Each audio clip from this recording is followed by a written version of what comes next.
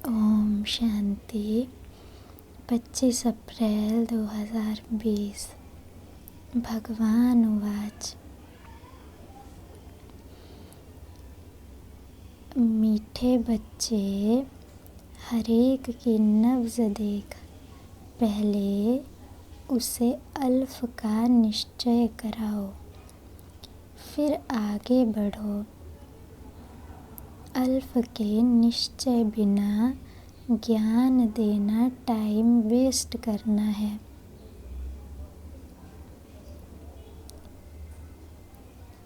आत्माओं का बाप अपने आत्मा बच्चों को कहते हैं, मीठे बच्चे, हर एक आत्मा की नब्ज़ देखकर, जैसे डॉक्टर्स नब्ज़ देखते हैं कि पेशेंट को क्या बीमारी है, ऐसे बाबा देखते हर एक आत्मा को परख कर पहले, फिर उसे अल्फ का निश्चय कराओ। अल्फ माना अल्लाह, ईश्वर। पहले देखो आत्मा कैसी है, तो फिर उसको अल्फ कि आत्मा का पिता कौन है, परमात्मा, यह निश्चय कराओ, फिर आगे बढ़ो। ज्ञान देने में फिर आगे बढ़ो। अल्फ के निश्चय बिना ज्ञान देना टाइम वेस्ट करना है।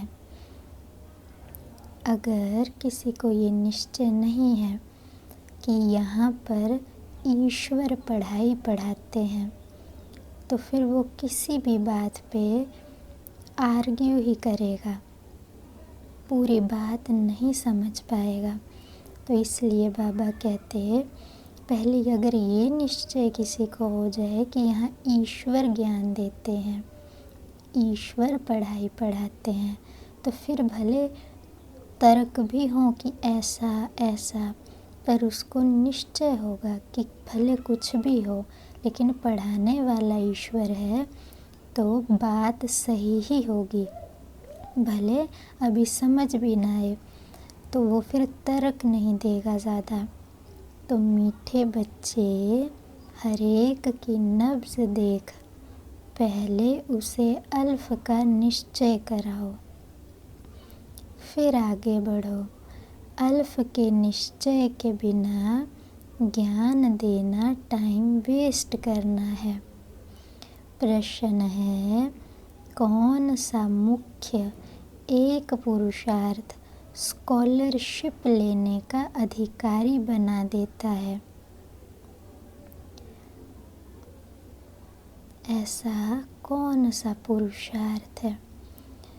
जैसे उस दुनिया में अगर पढ़ाई अच्छी पढ़ें तो स्कॉलरशिप मिलती है। यहाँ ईश्वरीय पढ़ाई में स्कॉलरशिप माना ऊंच से ऊंच बनने के लिए, उसका अधिकारी बनने के लिए कौन सा एक ऐसा पुरुषार्थ है? उत्तर है अंतर्मुखता का। तुम्हें बहुत अंतर्मुखी रहना है। बाप तो है कल्याणकारी, कल्याण के लिए ही राय देते हैं। जो अंतर्मुखी योगी बच्चे हैं, वह कभी देह अभिमान में आकर रूसते व लड़ते नहीं हैं। उनकी चलन बड़ी रॉयल और शानदार होती है। बहुत थोड़ा बोलते हैं और यज्ञ सर्विस में रुचि रखते हैं। वह ज्ञान की ज़्यादा तिक तिक नहीं करते हैं और याद में रहकर सर्विस करते हैं। बाबा कहते कि मुख्य ऐसा एक पुरुषार्थ जो स्कॉलरशिप लेने का अधिकारी बना देता है, वह है अंतर्मुखता का। अंतर्मुखता माना अंदर में की तरफ अपना मुख कर लेना, ये स्थूल मुख नहीं, लेकिन अटेंशन, अपना मन, अपनी बुद्धि, वो अंदर है कौन? अंदर है आत्मा। तो उस तरफ कर लेना, और आत्मा करेगी अपने पिता को याद। तो अंदर की तरफ अपना मुख कर लेना, या अंतर्मुखी माना, जो अंदर बैठा है और उसका सारा ध्यान अंदर है। अब बाबा तो कल्याणकारी है ना, तो कल्याण के लिए राय देते हैं। राय माना सजेशन देते हैं। तो जो अंतर्मुखी होंगे वो कभी किसी से रूसना या लड़ना झगड़ना नहीं होगा। ज्ञान की तिक तिक माना हर समय किसी को ज्ञान के तीर लगाते रहना, तुम ऐसा नहीं करते, या ज़्यादा ज्ञान का बस वर्णन ही करते रहना। बाबा कहते ऐसे ज्ञान की तिक तिक वो ज़्यादा नहीं करते, वो याद में रहते हैं और यज्ञ सर्विस, शिव बाबा की सर्विस में रुचि रखते हैं। ओम शांति। अक्सर देख करके देखा जाता है, प्रदर्शनी सर्विस के समाचार भी आते हैं। तो मूल बात जो बाप की पहचान की है, उस पर पूरा निश्चय न बिठाने से बाकी जो कुछ समझाते रहते हैं वह कोई की बुद्धि में बैठना मुश्किल है। भले अच्छा अच्छा कहते हैं, परंतु बाप की पहचान नहीं। तो पहले बाप की पहचान हो। कोई भी सर्विस करता है, चाहे प्रदर्शनी में, चाहे किसी को भी ज्ञान देना हो, तो बाबा कहते हैं कि बाप की पहचान, उस पर अगर पूरा निश्चय नहीं बैठता है किसी को, या कोई जो ज्ञान देने वाला है वो बाप का परिचय, कि आत्मा का बाप कौन है, तो इस बात पर बहुत बहुत पक्का निश्चय करवाना चाहिए कि आत्मा का बाप परमात्मा है। और कौन है वो परमात्मा? तो वो जो पहचान है पूरी पूरी बाप की, कि वो कोई ब्रह्म तत्व नहीं है, वो ब्रह्म तत्व माना ऊपर परम धाम में रहने वाला आत्मा ही है, परंतु वो सुप्रीम सोल है, इसलिए उनको परमात्मा कहते हैं। तो उनकी पूरी पहचान आत्मा को पहले देनी चाहिए। अगर किसी को ये निश्चय नहीं बैठता कि ये हमारा बाप है और वो आकर इस समय ज्ञान दे रहे हैं, तो आगे चाहे उनको सृष्टि का चक्कर, कुछ भी ज्ञान दे लो, ड्रामा का, सीढ़ी का, जन्मों जन्म का, या कोई भी ज्ञान दो, तो उनकी बुद्धि में नहीं बैठता है। भले अच्छा अच्छा कहते हैं कि ठीक है, अच्छा है, परंतु बाप की पहचान ही नहीं है। तो पहले तो बाप की पहचान हो। बाप के महावाक्य हैं, मुझे याद करो, मैं ही पतित पावन हूँ। मुझे याद करने से तुम पतित से पावन बन जाएंगे। यह है मुख्य बात। मुख्य माना सबसे मेन बात, जिसमें आत्मा का कल्याण है। और कोई भी ज्ञान की पॉइंट हो, उसमें आत्मा की उन्नति इतनी नहीं है जब तक बाप का परिचय नहीं है। क्योंकि विकर्म तो बाप की याद से ख़त्म होंगे, नष्ट होंगे। तो अगर बाप को बाप ही नहीं मानेंगे, उनका ही परिचय नहीं मिलेगा, तो ना विकर्म विनाश होंगे बल्कि और ही आत्मा ज्ञान में उलझ जाएगी। तो इसलिए यह है मुख्य बात, भगवान एक है, वही पतित पावन है, ज्ञान का सागर है, सुख का सागर है, वही ऊंच ते ऊंच है। यह निश्चय हो जाए तो फिर भक्ति मार्ग के जो भी शास्त्र, वेद अथवा गीता भागवत है, सब खंडन हो जाए। बुद्धि में सभी आत्माओं के क्या बैठा है? गीता भागवत शास्त्रों में जो ज्ञान है वही सबको है, उससे ज़्यादा तो किसी को नहीं है। तो बाबा कहते अगर किसी को ये पक्का कराओ कि भगवान एक है, सब आत्माओं का पिता है, वही पतित पावन है, वही है जो सुख देता है, तो जो भी मनुष्यों के अंदर गुरु करना, गुरु भी क्यों करते हैं कि वहाँ से कुछ मिलेगा, वहाँ से मुक्ति मिलेगी, इसीलिए गुरु करते हैं।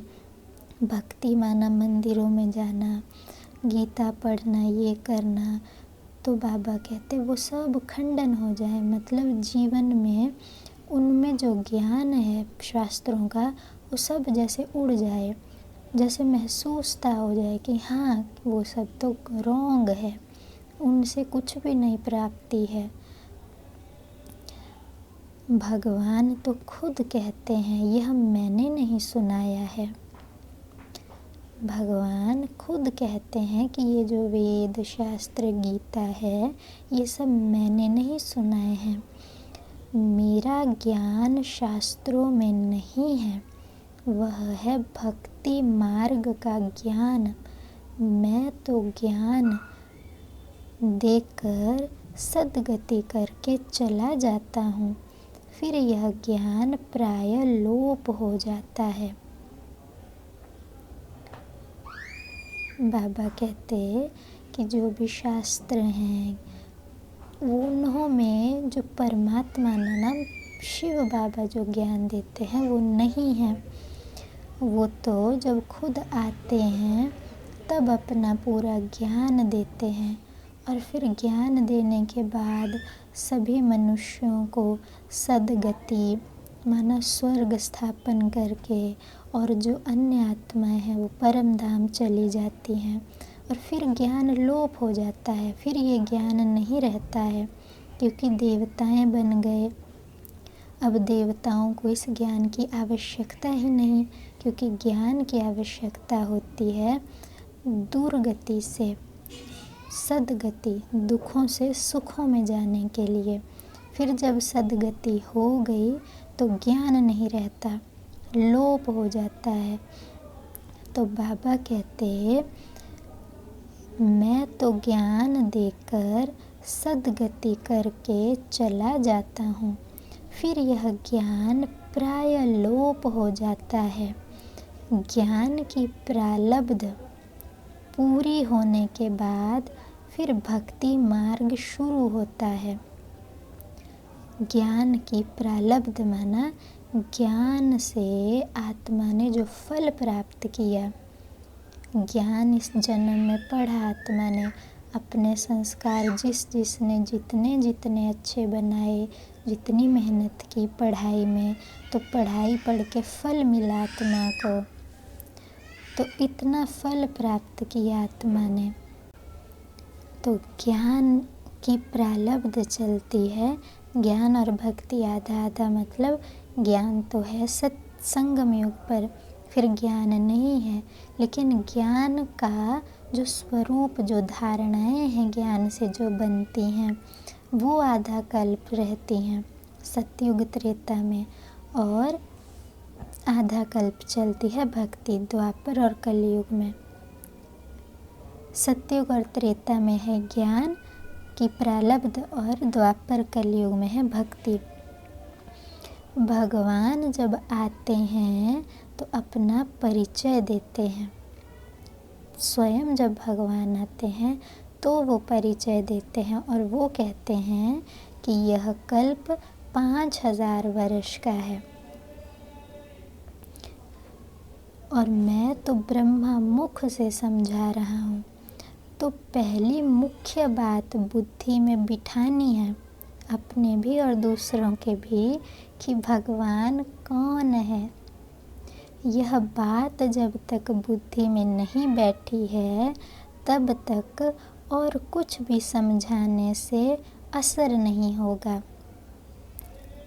उस आत्मा पे, कि जिसको समझा रहे हैं उस पे कुछ असर नहीं होगा कि ये क्या समझाते हैं, गलत मानेंगे उसको, जब तक ये समझना है कि भगवान कौन है। सारी मेहनत ही इस बात में है, मेहनत इसी बात में करनी है कि भगवान कौन है। बाकी ये निश्चय बैठ गया फिर सब समझ आ जाएगा। भले पूरा रीति बुद्धि में ना बैठे कोई भी बात, परंतु निश्चय हो गया कि भगवान ये समझाते हैं तो फिर धीरे धीरे धीरे समझता जाएगा, तर्क वितर्क नहीं करेगी आत्मा।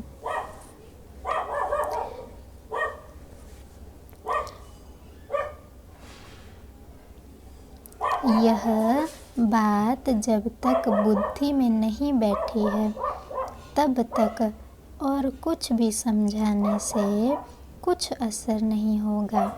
सारी मेहनत ही इस बात में है। बाप आते ही हैं कब्र से जगाने।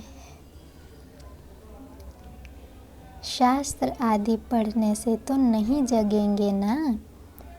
बाबा कहते हैं ना कि आत्मा एकदम मरी पड़ी है जैसे कि, क्योंकि खुद की ज़रा भी याद नहीं है। तो जैसे मुर्दा होता है उसको जगाते हैं, तो ऐसी आत्मा जो खुद को भूली हुई है, बाप भी आकर उसको जगाते हैं। शास्त्र आदि पढ़ने से आत्मा नहीं जागती है, क्योंकि शास्त्रों में आत्मा का यथार्थ जो है आत्मा सच में वैसा परिचय नहीं है। उल्टा उल्टा ज्ञान है कि आत्मा अलग है, मन बुद्धि अलग है, आत्मा पूरे शरीर में होती है, ऐसा ऐसा ज्ञान है शास्त्रों में। तो बाबा कहते फिर जो ज्ञान सही ही नहीं है उसका फल भी सही नहीं मिलता है, तो और ये आत्माएं पतित पतित बनती जाती हैं। परमात्मा है ज्योति स्वरूप, तो उनके बच्चे भी ज्योति स्वरूप हैं, परंतु तुम बच्चों की आत्मा पतित बनी है, जिस कारण ज्योति बुझ गई है। आत्मा की ज्योति बुझना माना आत्मा की स्मृति ही ना रहना। तमो प्रधान हो गए हैं। पहले पहले बाप का परिचय न देने से फिर जो भी मेहनत करते हैं, ओपिनियंस आदि लिखाते हैं, वह कुछ काम का नहीं रहता, इसलिए सर्विस भी नहीं होती है। अगर हम समझते हैं कि हमें सर्विस करनी है, किसी को ज्ञान देना है, तो बाबा कहते कि बच्चे अगर पहले ये बात पक्की नहीं कराई कि भगवान कौन है, तो फिर जो भी वो कहें अच्छा है ज्ञान, या हम भी ऐसा ही मानते हैं थोड़ा बहुत, तो बाबा कहते हैं उनका कोई मतलब नहीं, कोई काम के नहीं, और सर्विस भी नहीं होती है।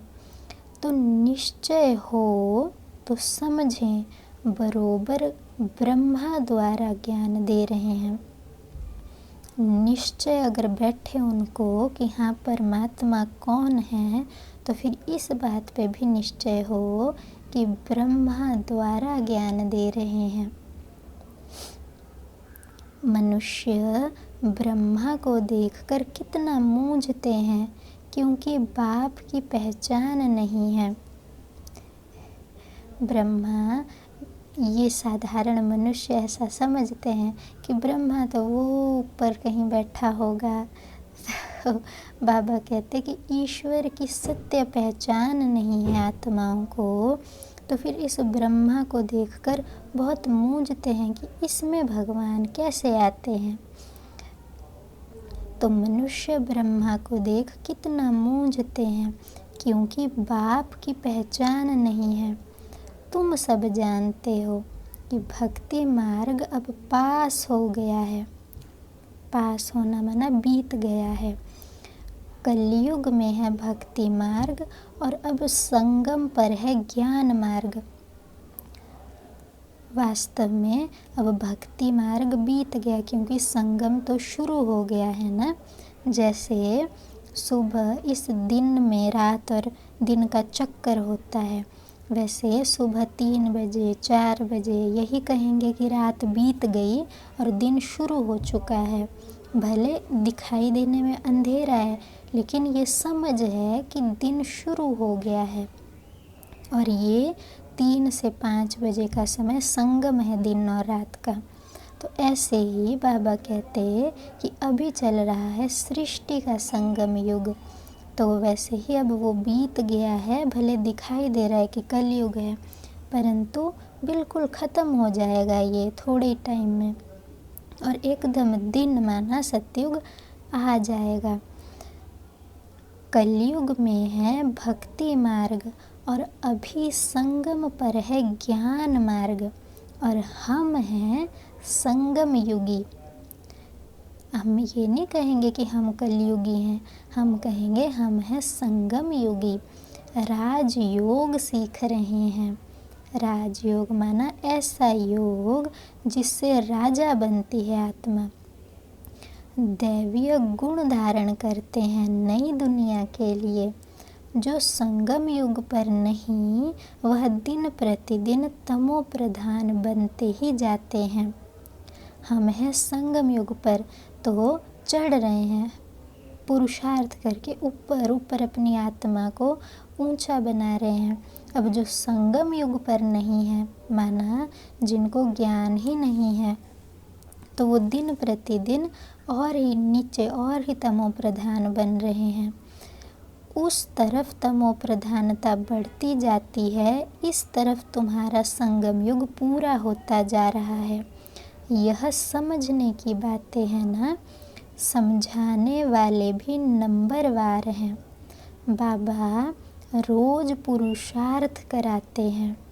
निश्चय बुद्धि विजयंती। जिनको निश्चय है बाबा की हर बात पे, वो अवश्य ही विजयी होगी आत्मा। बच्चों में तिक तिक करने की आदत बहुत है, ज़्यादा बोलने की। बाप को याद करते ही नहीं। याद करना बड़ा कठिन है। बाप को याद करना छोड़ अपनी ही तिक तिक सुनाते रहते हैं। अपना ही ज्ञान, अपने ही जो सुना भले सुनाएं, पर बाबा कहते फ़ायदा इसमें नहीं, फ़ायदा है शांत अंतर्मुखी रहे बाप की याद में। बाकी ज़्यादा ज्ञान सुनाना जैसे खुद को ज्ञान का अहंकार है, तो ये भी नहीं करना है। अंतर्मुखी हो, याद में बैठना है। बाप के निश्चय बिगर और चित्रों की तरफ बढ़ना ही नहीं चाहिए। जब किसी को ज्ञान सुनाते हैं तो कोई भी चित्र नहीं समझाना चाहिए अगर बाप का निश्चय नहीं बैठा है। फिर और ही उल्टी बुद्धि चलती है कि ये तो बिल्कुल ही गलत ज्ञान देते हैं। तो इसलिए बाबा कहते हैं अगर बाप का निश्चय नहीं है तो दूसरे चित्रों की तरफ नहीं बढ़ना चाहिए। निश्चय नहीं तो कुछ भी नहीं समझेंगे। अल्फ का निश्चय नहीं तो बाकी बे और ते में जाना टाइम वेस्ट करना है। अगर यही निश्चय नहीं कि आत्माओं का पिता परमात्मा है, तो फिर बे माना बादशाही। तो ऐसे बाबा कहते ते माना और फिर ज्ञान, तो ऐसे अलफ माना अल्लाह, कौन है परमात्मा, यही ज्ञान नहीं, यही निश्चय नहीं तो बादशाही मिलेगी, ऐसा होगा, तो उसका तो जैसे वो समझाना तो टाइम वेस्ट करना है। किसी की नब्ज़ को जानते नहीं, ओपनिंग करने वालों को भी पहले बाप का परिचय देना है। बाबा के कोई सेंटर की, कोई कहीं किसी चीज़ की ओपनिंग करने आते हैं, अच्छों को बुलाते हैं, बड़े बड़ों को, तो बाबा कहते उनको भी पहले परिचय देना चाहिए। यह है क्या परिचय देना, यह है ऊंच ते ऊंच बाप ज्ञान का सागर। बाप यह ज्ञान अभी ही देते हैं, सतयुग में इस ज्ञान की दरकार ही नहीं, दरकार माना ज़रूरत ही नहीं सतयुग में इस ज्ञान की। और पीछे शुरू होती है फिर भक्ति। जब ज्ञान से जो संस्कार बनते हैं, जो जब पूरे हो जाते हैं, वो प्रारब्ध पूरी हो जाती है, वो फल पूरा हो जाता है, तो फिर भक्ति शुरू हो जाती है। बाप कहते हैं जब दुर्गति अर्थात मेरी निंदा पूरी होने का समय होता है तब मैं आता हूँ। दुर्गति माना बाप कहते मेरी निंदा करते हैं तो दुर्गति हुई है। बाबा कहते बच्चे खुद को भी कोई ये नहीं समझता कि हम कुत्ता हैं, हम बिल्ली हैं, हम ये हैं, और भगवान को ऐसा कहते हैं। कितनी गलत से गलत बातें ईश्वर के लिए कही हैं, उसने ऐसा किया, उसने वैसा किया। वो कोई मरता है तो भी भगवान को गाली देने लग पड़ते हैं कि भगवान ने हमारा सब छीन लिया। कोई कुछ किसी के धन लुट जाता है, चोरी हो जाती है तो भी भगवान को दोष। तो सारा की सारा जो भी गलानी है सब परमात्मा के ऊपर। तो बाबा कहते हैं जब दुर्गति अर्थात मेरी निंदा पूरी होने का समय होता है तब मैं आता हूँ। आधा कल्प उन्हों को निंदा करनी ही है, जिनकी भी पूजा करते हैं ऑक्यूपेशन का पता ही नहीं है।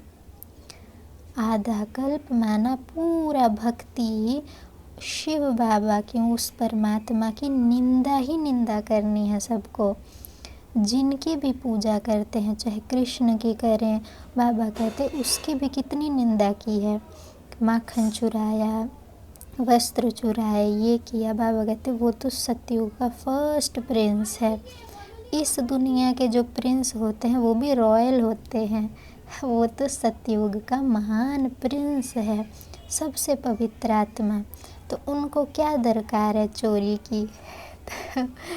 तो बाबा कहते एकदम दंत कथाएं लिखी हैं सब। गलानी करते हैं, इतनी गलानी अपनी भी नहीं करते जितनी देवताओं की और परमात्मा की करते हैं। तो बाबा कहते आधा कल्प उन्हों को निंदा ही करनी है, भक्तों को निंदा ही करनी है। जिनकी भी पूजा करते ऑक्यूपेशन का पता ही नहीं। तुम बच्चे बैठ समझाते हो, परंतु खुद का ही बाबा से योग नहीं तो औरों को क्या समझा सकेंगे। भले शिव बाबा कहते हैं परंतु योग में बिल्कुल रहते नहीं तो विकर्म भी विनाश नहीं होते हैं और धारणा भी नहीं होती है। मुख्य बात है एक बाप को याद करना। बाबा कहते कि भले बच्चे औरों को समझाते भी हैं, परंतु अगर खुद का योग नहीं है बाबा के साथ तो फिर दूसरों को क्या समझाएंगे वो। अगर भले शिव बाबा कहते हैं, मुख से कहते हैं शिव बाबा, परंतु बुद्धि में याद नहीं है शिव बाबा की, तो विकर्म विनाश नहीं होते हैं, तो फिर धारणा भी नहीं होती है। धारणा माना दिव्य गुण जो चाहती है आत्मा धारण करना जीवन में, वो नहीं होते हैं जीवन में धारण। तो सबसे मुख्य बात जिससे जीवन में दिव्य गुणों की धारणा हो, पाप विनाश हो, ज्ञान की पॉइंट्स गहराई से समझ में आए, सब बातें तब होंगी जब एक बाप को याद करेंगे। जो बच्चे ज्ञानी तू आत्मा के साथ साथ योगी नहीं बनते हैं, उनमें देह अभिमान का अंश ज़रूर होगा। योग के बिगर समझाना कोई काम का नहीं है। फिर देह अभिमान में आकर किसी न किसी को तंग करते रहेंगे। ज्ञानी तू आत्मा माना जिस आत्मा को ज्ञान है, परंतु बाबा कहते अगर योग नहीं है तो उस ज्ञान को समझाने का कोई फायदा नहीं है। क्योंकि अगर योग नहीं शिव बाबा से तो देह अभिमान का अंश ज़रूर होगा। और अगर देह अभिमान है तो किसी ने कुछ कहा तो अपमान आ जाएगा, कुछ भी होगा तो अपमान, रूसना, लड़ना झगड़ना ये नेचुरल हो जाएगा फिर किसी भी छोटी छोटी बात पे। योग बिगर समझाना कोई काम का नहीं। फिर देह अभिमान में आकर किसी न किसी को तंग करते रहेंगे। बच्चे भाषण अच्छा करते हैं तो समझते हैं हम ज्ञानी तू आत्मा है, परंतु बाप कहते हैं ज्ञानी तू आत्मा हो परंतु योग कम है, योग पर पुरुषार्थ कम है। बाप कितना समझाते हैं, चार्ट रखो, तो मुख्य बात है ही योग की। बच्चों में ज्ञान के समझाने का शौक तो है लेकिन योग नहीं है। तो योग बिगर विनाश, तो योग के बिगर विकर्म विनाश नहीं होंगे, फिर क्या पद पाएंगे। योग नहीं है आत्मा का तो विकर्म माना पाप खत्म नहीं होंगे, तो फिर कोई पोजीशन भी तो नहीं पाएंगे ना, ऊंच नहीं बन पाएगी आत्मा। तो इसलिए ज्ञान और योग दोनों चाहिए। योग में बहुत बच्चे फेल हैं, समझते हैं हम 100% हैं, परंतु बाबा कहते 2% हैं। कोई आत्मा समझे कि हम तो पूरा दिन बाबा बाबा करते रहते हैं परंतु और 100% हैं, लेकिन वास्तविक याद होती क्या चीज़ है बाबा कहते वो नहीं। बच्चे उस तरीके की याद में नहीं रहते हैं। देही आत्म अभिमानी बन परमात्मा मेरा बाप है इस रीति याद नहीं करते हैं। तो बाबा कहते 2% हो। बाबा खुद बतलाते हैं, ब्रह्मा बाबा अपना अनुभव बताते हैं। भोजन खाते समय याद में रहता हूँ, फिर भूल जाता हूँ। स्नान करता हूँ तो भी बाबा को याद करता हूँ। भले उनका बच्चा हूँ, फिर भी याद भूल जाती है। समझते हो यह तो नंबर 1 में जाने वाला है।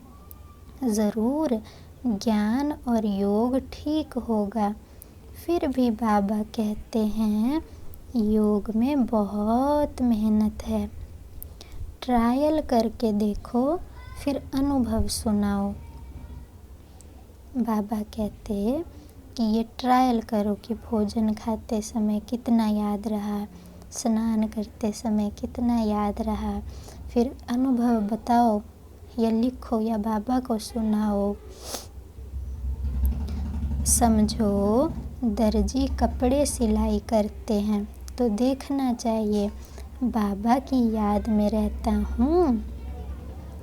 तो बाबा एग्जाम्पल दे रहे हैं कि कोई भी कर्म करते हैं तो देखना है कि बाबा की याद में रहता हूँ। बाबा को रिजल्ट बतानी चाहिए। याद में रहने से ही कल्याण होगा, बाकी जास्ती समझाने से कल्याण नहीं होगा। बाबा कहते कि याद में रहने से कल्याण होगा, बाकी जास्ती समझाने से कल्याण नहीं होगा। समझते कुछ नहीं है, अल्फ बिगर काम कैसे चलेगा। आत्मा किसकी संतान है? तो अल्फ माना अल्लाह को नहीं जानेंगे तो काम कैसे चलेगा। माना कोई ज्ञान समझ ही कैसे आएगा किसी को।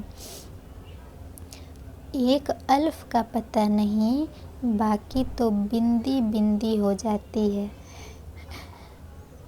अल्फ के साथ बिंदी देने से फ़ायदा होता है। योग नहीं तो सारा दिन टाइम वेस्ट करते रहते। तो अल्फ माना अल्लाह का ज्ञान, और कौन है वो? बिंदी स्वरूप है। तो ऐसे ज्ञान देने से फ़ायदा हो जाता है। योग नहीं तो सारा दिन टाइम वेस्ट करते रहते। बाप को तो तरस पड़ता है ना कि यह क्या पद पाएंगे। भले किसी को ज्ञान दें, कुछ भी कर रहे हैं, परंतु बाबा कहते योग नहीं है तो फिर झरमुई झगमुई लड़ना, किसी को देखना, थोड़ा दिल में दिल शिकस्ती होना, किसी से रूठना, किसी में कई बार आकर्षण होना, तो ऐसी सब छोटी छोटी चीज़ों में ही आत्मा फंसी रहती है। तो बाबा कहते फिर क्या कल्याण होगा बच्चों का।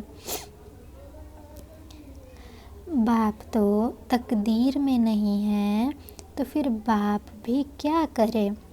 बाप तो घड़ी घड़ी समझाते हैं दैवी गुण अच्छे रखो, बाप की याद में रहो। याद बहुत ज़रूरी है। याद से लव होगा तब ही श्रीमत पर चल सकेंगे। जैसे किसी किसी का पढ़ाई से बहुत प्यार होता है, बहुत पढ़ते हैं।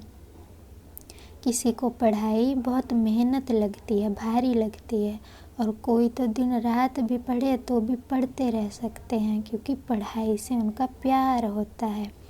तो ऐसे बाबा कहते याद से प्यार हो, उसमें मज़ा आए। अगर याद में लव है किसी का, याद करने में मज़ा आता है, तब श्रीमत पर चल सकेंगे। प्रजा तो ढेर बननी है। किसी ने थोड़ा ज्ञान लिया, चले गए, ऐसा हुआ, तो बाबा कहते ऐसा छोटा मोटा ज्ञान लेके प्रजा तो ढेर बननी है। तुम यहाँ आए ही हो यह लक्ष्मी से नारायण बनने, इसमें मेहनत है। भले स्वर्ग में जाएंगे परंतु सजाएं खाकर फिर पिछाड़ी में आकर पद पाएंगे थोड़ा सा। भले ज्ञान लिया, स्वर्ग में आएंगे परंतु सजाएं खाएंगे। याद नहीं करते तो सजाएं खाएंगे, और फिर स्वर्ग में भी बहुत पीछे, जब स्वर्ग भी ख़त्म होने वाला होगा तब फिर आकर कुछ न कुछ पद पाएंगे।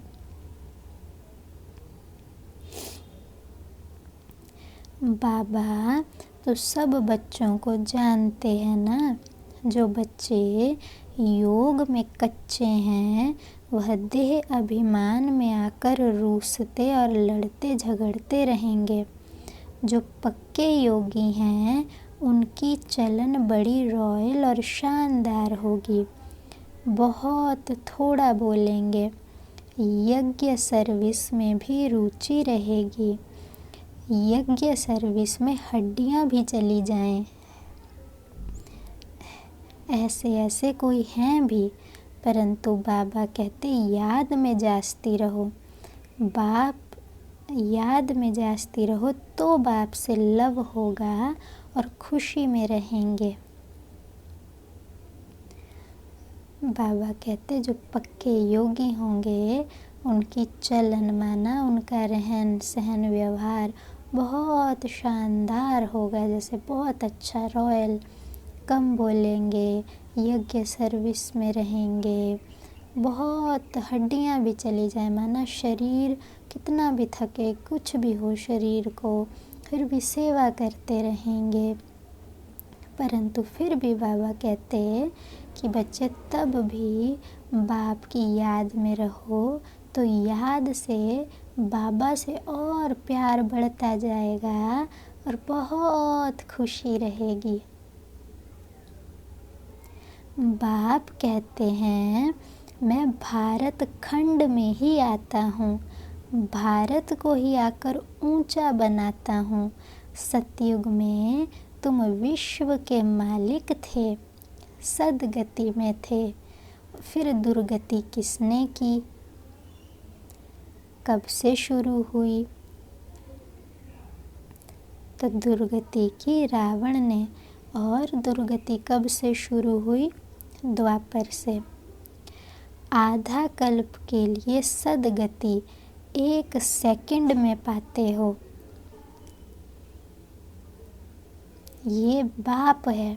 सेकंड एक निश्चय में हो जाता है कि हाँ what is right what is wrong. तो वो जो निर्णय होता है, डिसीज़न होता है, वो 1 सेकंड में किया जाता है कि हाँ मुझे क्या करना है लाइफ में। तो बाप कहते ज्ञान लिया और निश्चय हुआ कि ये ही शिव बाबा है, यही परमात्मा है। तो बाबा कहते वो निश्चय जो हुआ तो वो 1 सेकंड में हुआ। तो फिर सतयुग में तो ज़रूर आएंगे। तो 1 सेकंड में जैसे सदगति मिल गई। बाकी पोजीशन पढ़ाई के ऊपर डिपेंड है कि कितना पढ़ते हैं। बाकी आधा कल्प के लिए सदगति 1 सेकंड में पाते हो, 21 जन्मों का वर्षा पा लेते हो। तो जब भी कोई अच्छा आदमी आए तो पहले पहले उनको बाप का परिचय दो। बाप कहते हैं बच्चे इस ज्ञान से ही तुम्हारी सदगति होगी। तुम बच्चे जानते हो यह ड्रामा चल रहा है सेकंड बाय सेकंड। यह बुद्धि में याद रहे तो भी तुम अच्छी रीति स्थिर रहेंगे। मूड ऑफ होना, स्थिति कभी दुखी कभी उदास ऐसे ऐसे होना, तो बाबा कहते तुम्हारी स्थिति स्थिर रहेगी। कब? अगर ये भी याद रहे कि ये ड्रामा चल रहा है सेकंड बाय सेकंड। यहाँ बैठे हो तो भी बुद्धि में रहे यह सृष्टि चक्र जूं मुआफिक कैसे फिरता रहता है। जूं जो होती है वो बहुत धीरे धीरे चलती है। छोटा सा जीव होता है ना, सिर में पड़ जाता है। सबसे छोटी चाल एकदम धीरे धीरे जूं की होती है। तो जैसे धीरे धीरे वो चलती है, ऐसे ये ड्रामा धीरे धीरे धीरे पास होता जाता है, बीतता जाता है। सेकंड बाय सेकंड टिक टिक होती जाती है। ड्रामा अनुसार ही सारा पार्ट बज रहा है। 1 सेकंड पास हुआ ख़त्म। अभी 1 सेकंड बीता तो बस ख़त्म, बीत गया।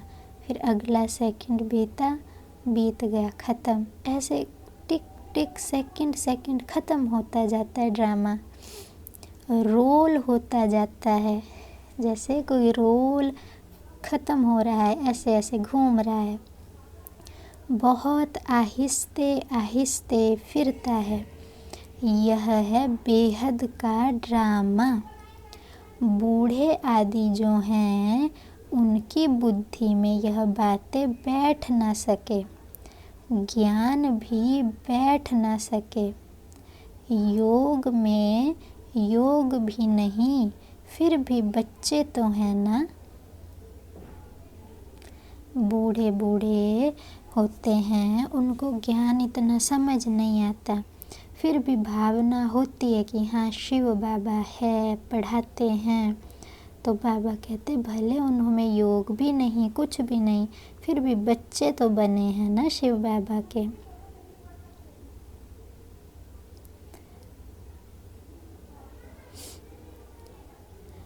हाँ, सर्विस करने वालों का पद ऊंच है और बाकी का कम पद होता है, यह पक्का ख्याल रखो। यह बेहद का ड्रामा है, चक्र फिरता रहता है, जैसे रिकॉर्ड फिरता रहता है ना। पहले सीडीज़ होती थी, रिकॉर्ड बना हुआ होता था, जैसे सीडी होती है उसको रिकॉर्ड कहते थे। वो उसमें एक बार गीत भर दिया, फिर वो चलता रहेगा। जब वो पूरा हो जाएगा गीत, फिर से उसको शुरू से चलाएंगे, फिर वो बजता रहेगा। तो ऐसे बाबा कहते हैं कि ये भी सेकंड बाय सेकंड ऐसे बीत रहा है ड्रामा। तो छोटी आत्मा में इतना सारा पार्ट भरा हुआ है, इसको ही कुदरत कहा जाता है। देखने में तो कुछ भी नहीं आता, यह समझ की बातें हैं। देखने में ऐसे नहीं आती आत्मा की आत्मा है, उसके अंदर इतना पार्ट भरा हुआ है। जैसे आजकल कोई छोटी सी चिप होती है, कितने कितने टेराबाइट्स, कितने कितने गीगाबाइट्स की होती है एक छोटी सी चिप। तो बाबा कहते वो तो थोड़ा सा है, लेकिन ये आत्मा इतनी छोटी है जो दिखती भी नहीं, और उस ना दिखने वाली छोटी सी बिंदी में कितना लंबा 5000 वर्ष का भरा हुआ है। तो इसको कहते हैं कुदरत, माना वंडर है। जैसे कि यह समझ की बातें हैं, मोटी बुद्धि वाले समझ ना सके। जैसे वो ज्ञान होता है दुनिया में, कोई किसी बड़े एग्ज़ाम की तैयारी करते हैं तो बहुत बारीकी से पढ़ाई करते हैं कि ये कहाँ से आया, ये कहाँ से आया, तो बहुत बारीकी से पढ़ाई पढ़ते हैं। और कई कई मोटी बुद्धि वाले, मोटी माना उनको बारीक पढ़ाई समझ नहीं आती, जो बहुत गहरी पढ़ाई होती है, तो वो फिर कोई बड़ा एग्ज़ाम भी क्लियर नहीं कर पाते, बस थोड़े बहुत नंबर से पास होते हैं। जो बहुत महीनता से पढ़ाई पढ़ते हैं, फिर वो कोई एग्ज़ाम अच्छा क्रैक करते हैं। तो ये भी ऐसे है, जो अच्छी रीति समझते हैं आत्मा बिंदी है, ड्रामा कैसे सूक्ष्म में चल रहा है, तो जो ऐसी ऐसी बातों को अच्छे से समझते हैं उनको बाबा कहते हैं महीन बुद्धि, रिफाइन बुद्धि है। बाकी जो कुछ भी नहीं समझते, बाबा कहते हैं मोटी बुद्धि है। इनमें हम जो बोलते जाते हैं टाइम पास होता जाता है और फिर 5000 वर्ष बाद रिपीट होगा। ऐसी समझ कोई के पास नहीं है। शिव बाबा ब्रह्मा बाबा के द्वारा जो बोल रहे हैं, तो वो जैसे कि ड्रामा बीत रहा है, बोलते जा रहे हैं, बीतता जा रहा है। फिर 5000 वर्ष बाद ये रील जब फिर घूमेगी तो फिर बाबा सेम टू सेम ऐसे ही बोलेंगे और फिर वो बीतता जाएगा। तो ऐसे ये खेल का चक्कर घूमता रहता है। ऐसी समझ कोई के पास नहीं है। जो महारथी होंगे वह घड़ी घड़ी इन बातों पर ध्यान देकर समझाते रहेंगे। इसलिए बाबा कहते हैं, पहले पहले तो गांठ बांधो बाप के याद की। मुख्य बात को पहले याद रखो कि बाप की याद रहे। बाप कहते हैं, मुझे याद करो, आत्मा को अब घर जाना है। देह के सब संबंध छोड़ देने हैं, जितना हो सके बुद्धि से छोड़ देने हैं, क्योंकि आत्मा को अब घर जाना है। तो संबंध तो साथ लेके नहीं जाएगी घर, वो तो पार्ट है। तो ऐसे बार बार बुद्धि में याद करते, रिपीट करते बाप की याद में रहना है। और बुद्धि से किसी भी देह के संबंध को याद नहीं करना है। जितना हो सके बाप को याद करते रहो। यह पुरुषार्थ है गुप्त। बाप राय देते हैं, परिचय भी बाप का ही दो। बाबा राय दे रहे हैं कि शिव बाबा का ही परिचय दो सबको। याद कम करते हैं तो परिचय भी कम देते हैं। शिव बाबा को अगर याद कम करते हैं तो दूसरों को भी कम परिचय देते हैं। पहले तो बाप का परिचय बुद्धि में बैठे, खुद की बुद्धि में बैठे, फिर दूसरों की बुद्धि में भी बिठाएं। बोलो, अब लिखो कि बरोबर वह हमारा बाप है। किसी को समझाओ, फिर बोलो अब लिखो ये, ताकि उसको दिल लिखते हैं जब तो जैसे निश्चय से लिखते हैं। नहीं तो मुख से तो ऐसे भी बोल देते हैं, हाँ हाँ ठीक है ठीक है। तो बाबा कहते लिखवाओ कि हाँ वो हमारा बाप है। देह सहित सब कुछ छोड़ एक बाप को याद करना है। याद से ही तुम तमो प्रधान से सतो प्रधान बनेंगे। मुक्ति धाम, जीवन मुक्ति धाम में तो दुख दर्द होता ही नहीं है। ना परम धाम में, ना सतयुग में कोई दुख दर्द नहीं। दिन प्रतिदिन अच्छी बातें समझाई जाती हैं। आपस में भी यही बातें करो। और लायक भी बनना चाहिए ना। ब्राह्मण होकर और बाप की रूहानी सेवा न करे तो क्या काम का। पढ़ाई को तो अच्छी रीति धारण करना चाहिए ना। बाबा जानते हैं, बहुत हैं जिनको एक अक्षर भी धारण नहीं होता, क्योंकि यथार्थ रीति बाप को याद करते नहीं हैं। राजा रानी का पद पाने में मेहनत है। जो मेहनत करेंगे वही फिर ऊंच पद पाएंगे। मेहनत करें तब तो राजाई में जा सकते हैं ना। नंबर 1 को ही स्कॉलरशिप मिलती है। यह लक्ष्मी नारायण स्कॉलरशिप लिए हुए हैं, तभी नंबर 1 है। फिर है नंबर वार, फिर सब है नंबर वार। बहुत बड़ा इम्तिहान है ना। स्कॉलरशिप की माला बनी हुई है। 8 रत्न हैं, फिर 100 हैं, फिर 16,000 हैं। तो कितना पुरुषार्थ करना चाहिए माला में पिरोने के लिए। माना खुद हम आत्मा, क्योंकि माला है यादगार कि ये आत्माएं सबसे ज़्यादा पुरुषार्थ किया।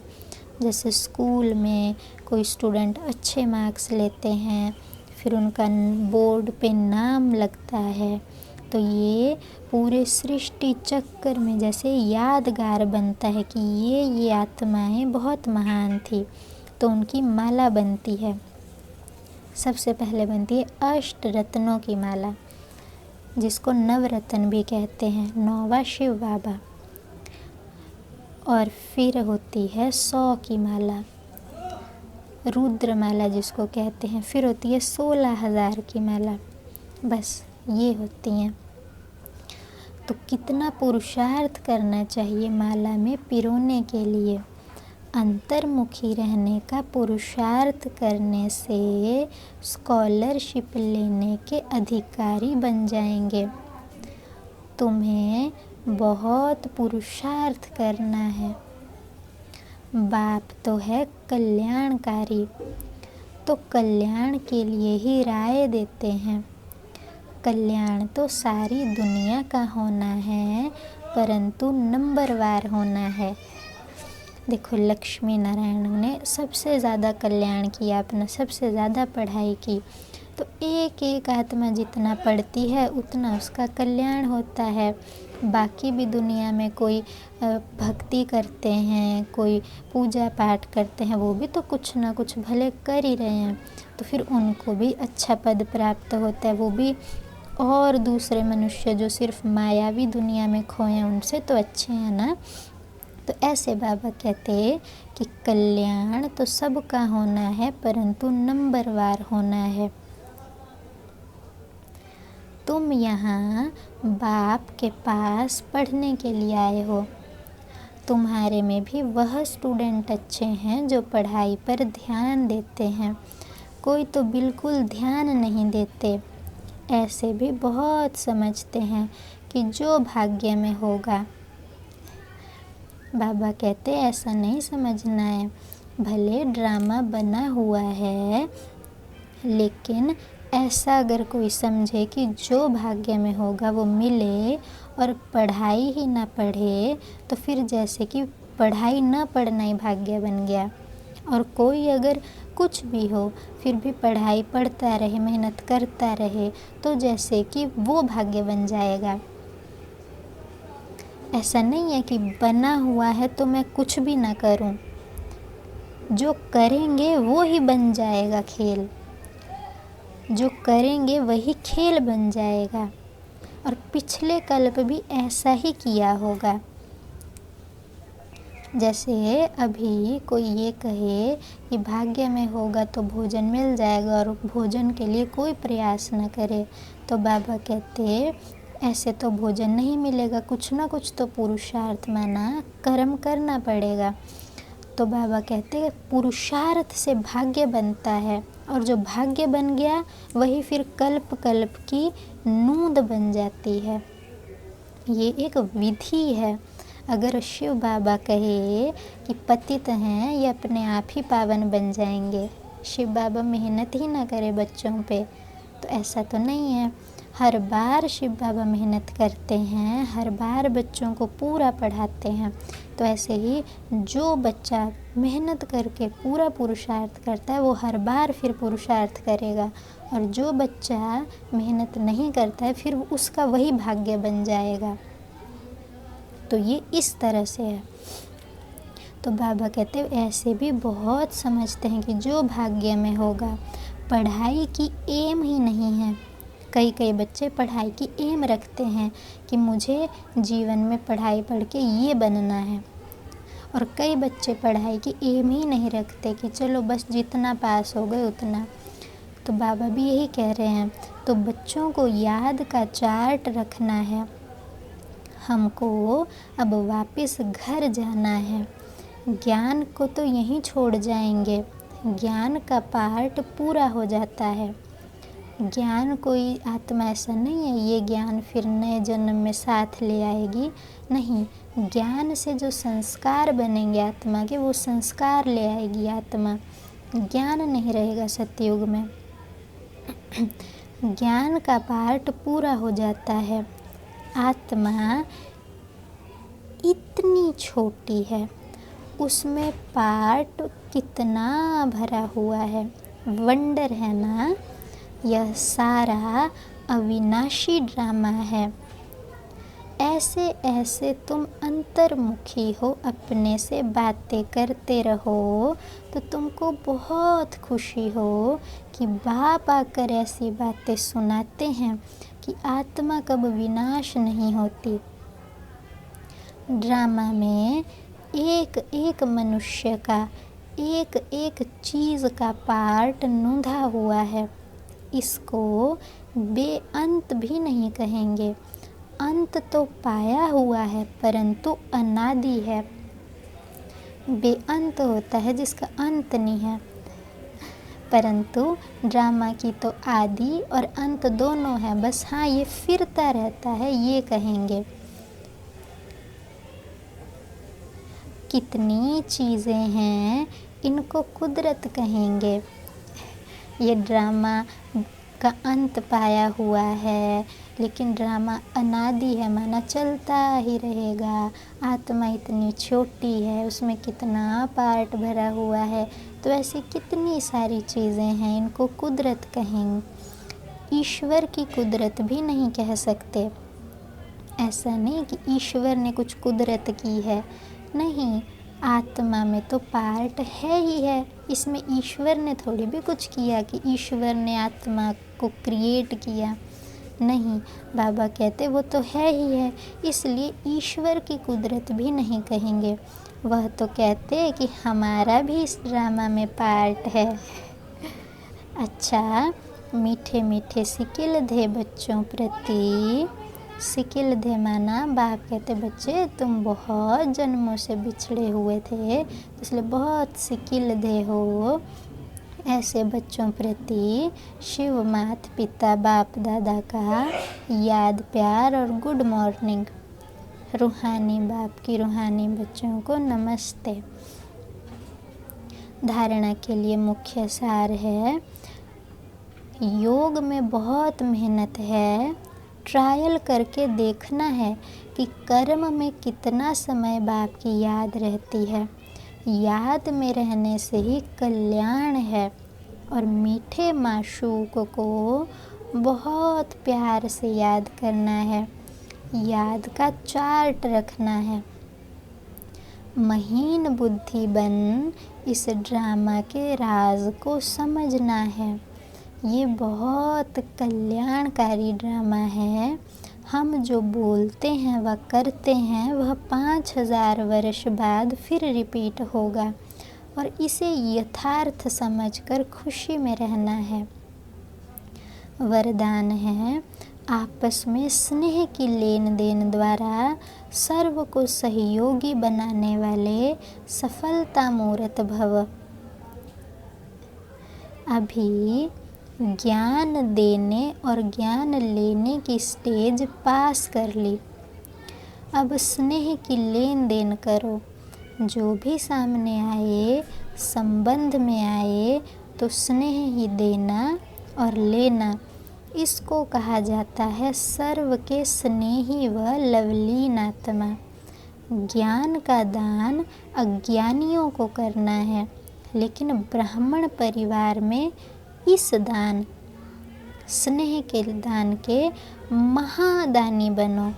संकल्प में भी किसी के प्रति स्नेह के सिवाय और कोई उत्पत्ति ना हो।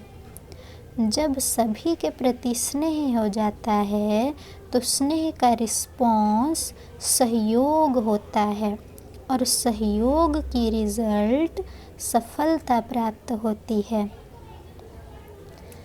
तो बाबा कहते हैं कि अभी आपस में खूब ज्ञान की लेन देन कर ली।